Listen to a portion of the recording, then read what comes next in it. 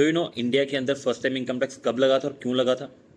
इसकी बात आज इसलिए हो रही है बिकॉज इनकम टैक्स बिल 2025 को प्रेसिडेंट ऑफ इंडिया ने असेंट दे दिया, अप्रूवल दे दिया और 1 अप्रैल 2026 से इनकम टैक्स एक्ट 2025 लागू होगा और जो करंटली चल रहा है इनकम टैक्स एक्ट 1961 वो खत्म हो जाएगा। अब बात करते हैं कि पहली बार इनकम टैक्स कब लगा था इंडिया में।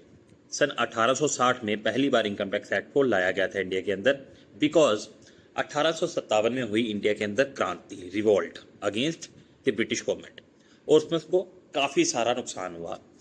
इंफ्रास्ट्रक्चर नुकसान हुआ, आर्मी का नुकसान हुआ।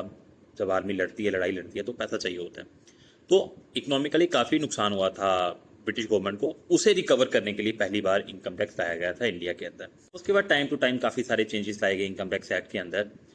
1886 में चेंज लाया गया, 1922 में चेंज लाया गया, उसके बाद 1961 1961 में जो इनकम टैक्स लागू किया गया वो अभी तक लागू है, उसमें टाइम टू टाइम अमेंडमेंट होती रहती हैं। इसी इनकम टैक्स एक्ट 1961 को इनकम टैक्स बिल 2025 ने रिप्लेस करा है और 1 अप्रैल 2026 से इनकम टैक्स एक्ट 2025 एप्लीकेबल होगा।